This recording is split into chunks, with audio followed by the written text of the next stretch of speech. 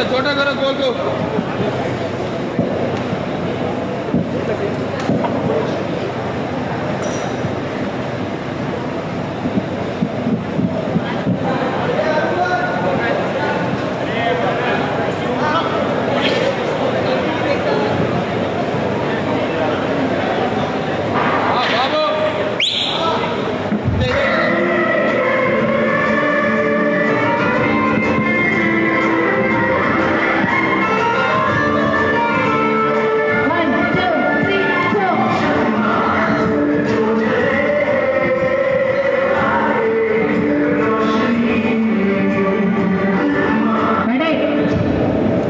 जल्दी आ जाओ।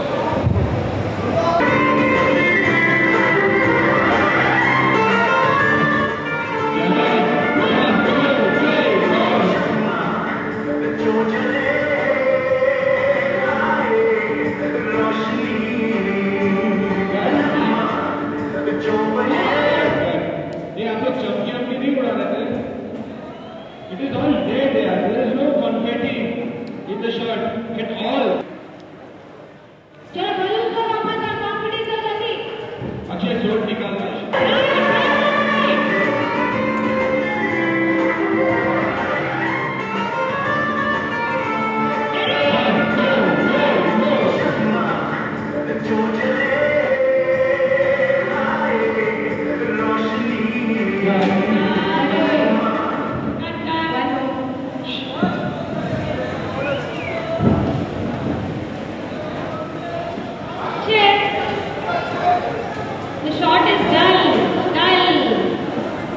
अक्षय, तुम और मैं साथ में 2 फिल्में कर रहे हैं और दोनों ही बिल्कुल अलग अलग स्तर की फिल्में हैं।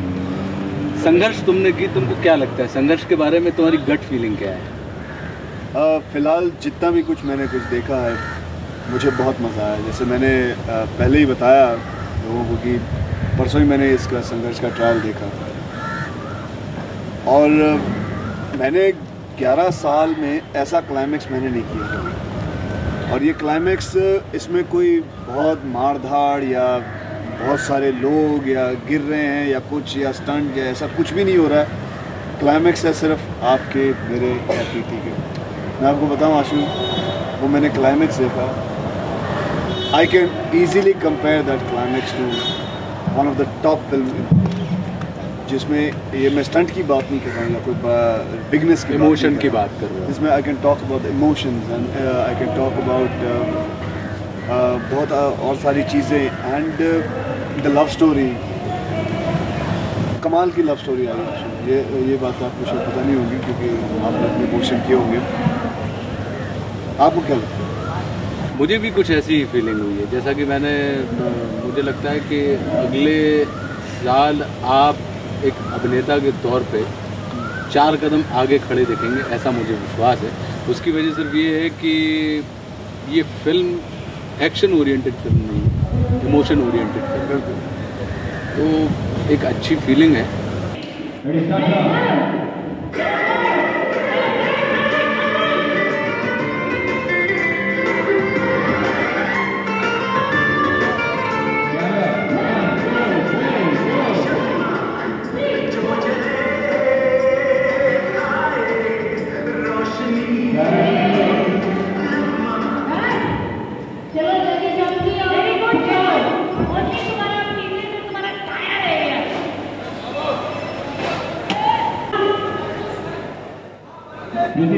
Kriti, come forward. She comes in between the 2 Navy guys. Yeah, correct. Inas, come forward now. Inas, come forward. No, Inas, come on this side of Kriti. Come on this side. Yeah, okay.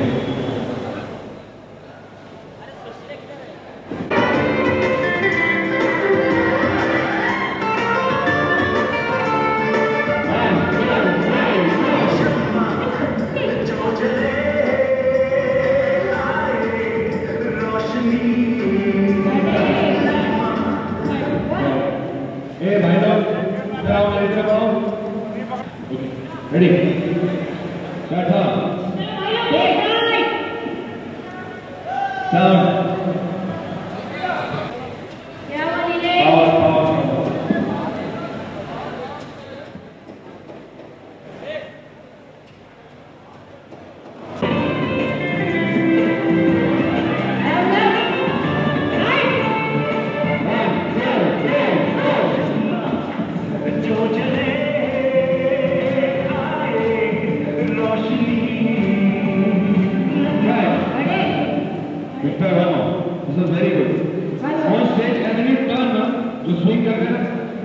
your body also does that. जब प्रीति आती है film में उसके character को समझता हूँ और ये इतनी माइन्यूट सी चीज़ें Tanuja Chandra director of film उसने कंसिडर किया है और वही चीज़ों को लेके मैं जैसे इनको बता रहा था कि मैं वेट करता हूँ कि संघर्ष की शूटिंग कब आएगी कि हम मिलें and then will work out.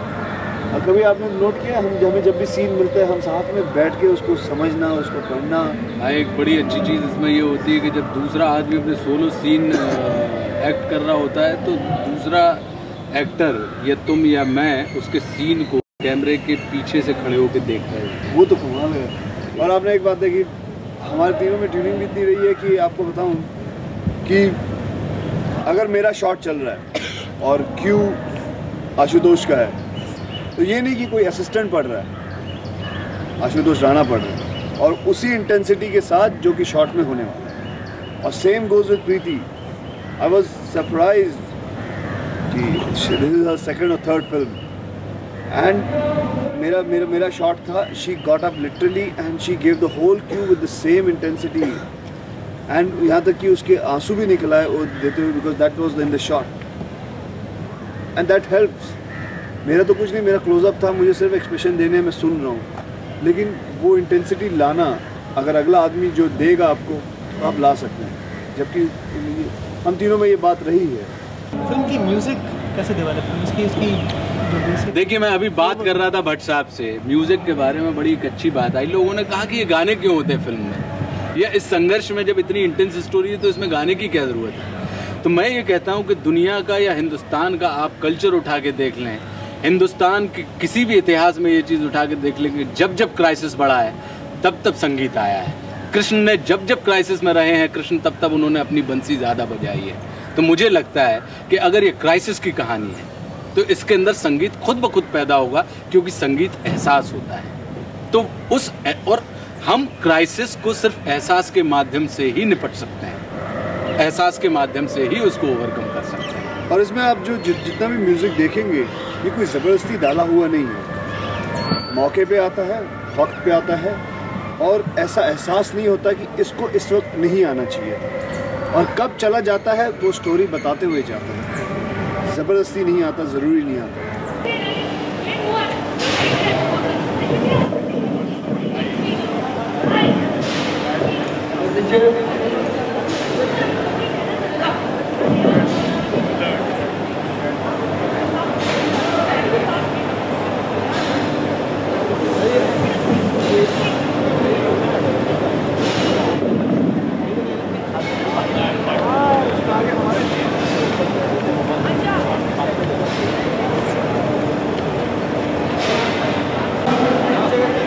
Ready, getting, please, full light.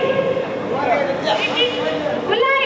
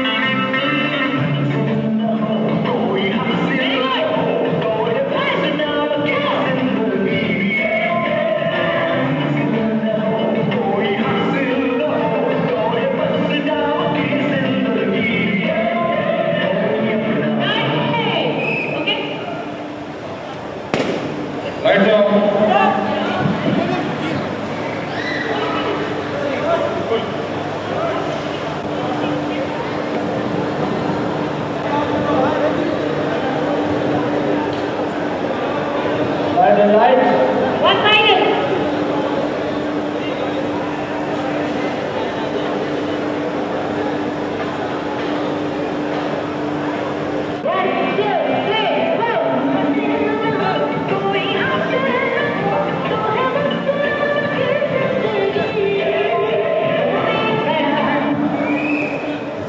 कौन बैठेगा? एक जन तो चेन इधर।